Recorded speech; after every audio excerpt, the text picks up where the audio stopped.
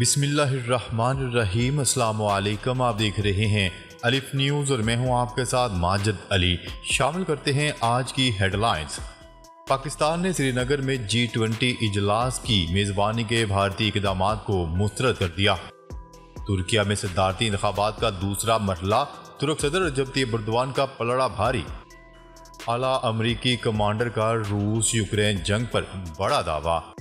روس کے جوہری ہتھیاروں کی بیلاروس میں تنصیب کا معاہدہ۔ روس نے تنصیبات کے لیے اپنے جوہری ہتھیار بھیجنا شروع کر دیے۔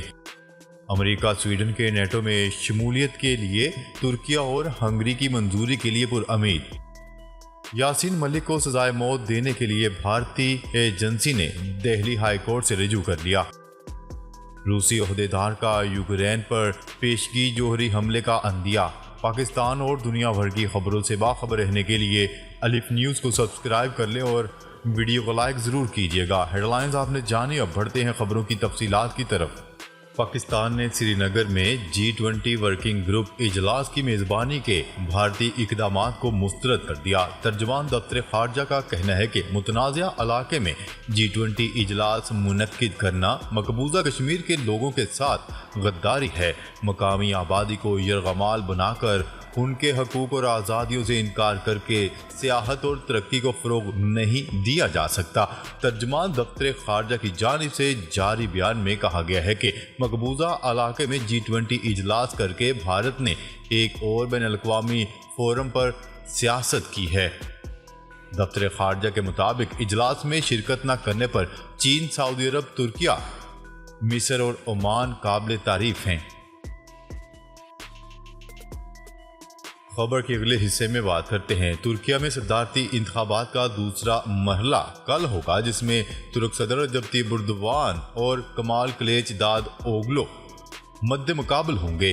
غیر ملکی میڈیا کی رپورٹ کے مطابق ترکیہ میں 14 مئی کو ہونے والے صدارتی انتخابات میں کوئی امیدوار واضح برتری نہیں لے سکا تھا۔ پہلے مرحلے میں صدر ایردوان کو 49.5% اور کمال کلیچ داد کو 44.9% ووٹ ملے۔ خبرساز ایجنسی کی رپورٹ کے مطابق پہلے مرحلے کے انتخابات میں صدر ایردوان کو پارلیمنٹ میں برتری حاصل ہو چکی ہے۔ انتخابات میں تیسرے نمبر پر آنے والے صدارتی امیدوار سینان اوغان صدر ایردوان کی حمایت کا اعلان کر چکے ہیں۔ غیر ملکی میڈیا کی رپورٹ کے مطابق سینان کو پہلے مرحلے میں 5.17% ووٹ حاصل ہوئے تھے۔ خبر کے اگلے حصے میں بات کرتے ہیں اعلیٰ امریکی کمانڈر کا روس یوکرین جنگ پر بڑا دعویٰ۔ امریکہ کا کہنا ہے کہ روس یوکرین میں جنگ نہیں جیت سکتا۔ ماسکو میں طویل جنگ آگے نظر آ رہی ہے۔ امریکہ کے اعلیٰ ترین فوجی افسران نے کہا ہے کہ روس یوکرین میں فوجی فتح حاصل نہیں کر پائے گا اور کیف کی افواج مستقبل قریب میں اپنی سرزمین سے تمام روسی فوجیوں کو پیچھے ہٹانے کا امکان نہیں۔ امریکی جوائنٹ چیف آف سٹاف کے چیئرمین جنرل مارک میلے کا کہنا ہے کہ یہ جنگ فوجی طور پر روس جیتنے والا نہیں اور یہ بالکل نہیں ہوگا۔ جنرل مارک میلے نے درجنوں ممالک کے ایک ورچوئل میٹنگ کے اختتام پر صحافیوں سے گفتگو کی، جو یوکرین کے دفاعی رابطہ گروپ کے رکن ہے، جسے رامسٹین کے نام سے بھی جانا جاتا ہے۔ ان کا کہنا تھا کہ روس کے اصل اسٹریٹجک مقاصد حکومت کا تختہ الٹنا ہے، جو فوجی طور پر حاصل نہیں کیا جا سکتا۔ لڑائی جاری رہے گی، یہ خونی ہونے والی ہے اور مزید مشکل ہوگی۔ کسی وقت دونوں فریقین یا تو کسی تصفیے پر بات چیت کریں گے یا وہ کسی فوجی نتیجے پر پہنچ جائیں گے۔ خبر کے اگلے حصے میں بات کرتے ہیں روس کے جوہری ہتھیاروں کو بیلاروس میں نصب کرنے کا باضابطہ طور پر معاہدہ طے پا گیا۔ معاہدہ ہونے کے کچھ ہی دیر بعد بیلاروس کے صدر کا کہنا تھا کہ روس نے تنصیبات کے لیے اپنے جوہری ہتھیار ہمارے یہاں بھیجنا شروع کر دیے ہیں۔ روس کے وزیر دفاع سرگئی شویگو نے بیلاروس کے دارالحکومت منسک میں معاہدے پر دستخط کی تقریب میں بات چیت کرتے ہوئے کہا کہ روس اور بیلاروس کی مغربی سرحدوں پر بڑھتی ہوئی کشیدگی کے تناظر میں ملٹری نیوکلیر दायरा कार के तहत जवाबी इकदामात करने का फैसला किया गया है। बेलारूस के जिला वतन अपोजिशन रहनुमा ने मुआहदे की मजम्मत करते हुए कहा, हमें बेलारूस में जोहरी हथियारों की तनसीब के प्यूटन के मंसूबे को रोकना होगा, क्योंकि इस तरह आइंदा सालों में बेलारूस का कंट्रोल रूस के पास चला जाएगा। रूस के सदर व्लादिमीर पुतिन ने रवा बरस के अवाइल में अपनी फौज के कम फासले तक मार करने वाले हथियार बेलारूस में नस्ब करने का ऐलान किया था। पुतिन का कहना था कि 1 जुलाई तक बेलारूस के हथियारों के जखीरे में जोहरी हथियार रखने के लिए तमीराती काम मुकम्मल हो जाएगा। वाशिंगटन का कहना है कि रूस के पास 2000 टैक्टिकल न्यूक्लियर हथियार हैं, जिसमें ऐसे बम शामिल हैं जिन्हें तैयारों, वारहेड और आर्टिलरी गोलों में भी इस्तेमाल किया जा सकता है। खबर के अगले हिस्से में बात करते हैं अमेरिका स्वीडन के नेटो में शमूलियत के लिए तुर्की और हंगरी की मंजूरी के लिए पुरुमीद।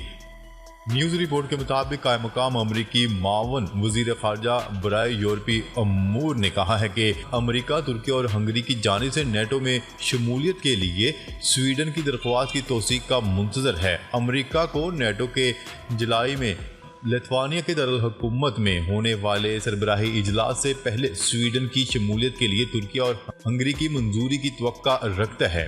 मीडिया रिपोर्ट्स के मुताबिक होगन ने एक टेलीफोन ब्रीफिंग में एतवार को होने वाले तुर्क सदारती इंतखाबात के दूसरे दौर का हवाला देते हुए कहा है कि जाहिर है ये हमारी बातचीत और नई तुर्क हुकूमत के साथ हमारी मसरूफियत का एक जारी हिस्सा होगा। उन्होंने मजीद कहा है कि हमने तुर्क हुकूमत के साथ वसी बातचीत की है और हमने अपने मुकम्मल यकीन का इजहार किया है कि स्वीडन इस इत्तेहाद का रुकन बनने के लिए तैयार है। खबर के अगले हिस्से में बात करते हैं भारतीय एजेंसी NIA ने कश्मीरी हुर्रियत रहनुमा यासीन मलिक की उम्र कैद को सजाए मौत में तब्दील करने के लिए दिल्ली हाई कोर्ट से रिजू कर लिया। न्यूज़ रिपोर्ट के मुताबिक दिल्ली हाई कोर्ट में NIA की दरख्वास्त पर समाअत 29 मई को होगी। दिल्ली हाई कोर्ट का 2 रुकनी बेंच 29 मई को दरख्वास्त पर समाअत करेगा। खबरसा एजेंसी की रिपोर्ट के मुताबिक ट्रायल कोर्ट ने यासीन मलिक के लिए सजाए मौत की दरख्वास्त मुस्तरद की थी।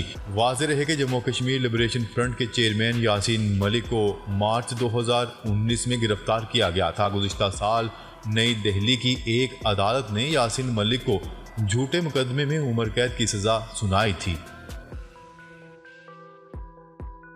खबर के अगले हिस्से में बात करते हैं रूसी ओहदेदार का यूक्रेन पर पेशगी जोहरी हमले का अंदिया। रूसी कौमी सलामती कौंसिल के नायब चेयरमैन ने कहा है कि अगर रूस ने नाज़ीज़म पर फैसला कुन फतह के साथ इसे हल नहीं किया तो यूक्रेन का तनाज़ा कई दहाइयों तक जारी रह सकता है। इश्तियाल अंगेज बयानात की वजह से मुतनाज़ा समझे जाने वाले रूसी ओहदेदार का कहना था कि यूक्रेन जंग का पांसा पलटने या रूस को लाहिक खतरे की सूरत में कैब पर जोहरी हमला किया जा सकता है। रूसी ओहदेदार ने वियतनाम के दौरे के दौरान सहाफ़ियों को बताया कि यूक्रेनी तनाज़ा तवील अरसे शायद दहाइयों तक जारी रह सकता है।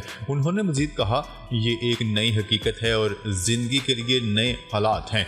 जब तक ये कुव्वत मौजूद रहेगी, मिसाल के तौर पर 3 साल की जंग बंदी के बाद 2 साल की लड़ाई हर बार सूरत हाल भड़कती रहेगी। इस तनाज़र में उन्होंने कहा, यूरोप पागल हो चुका है और हर तरह से हालात को हवा देने की कोशिश कर रहा है। उन्होंने इस बात को रद्द नहीं किया कि यूरोपीय ममालिक और अमेरिका कैफ को जोहरी हथियार फराहम करेंगे। उन्होंने निशानदेही की कि यूरोपीय यूनियन और अमेरिका की तरफ से कैफ को F-16 लड़ाका तैयारे फराहम करने के फैसले समेत मौजूदा पेशरफ्त से जाहिर होता है कि मगरबी जोहरी हथियारों को जंग में फेंकने का रुझान रखता है। अगर ऐसा होता है तो इसके लिए रूस को पेशगी हमला करना पड़ेगा। नाजरीन, अब तक के लिए इतना ही। मजीद खबरें लेकर बहुत जल्द आपकी खिदमत में हाजिर होंगे। तब तक के लिए अपना ख्याल रखिएगा। अल्लाह निगहबान।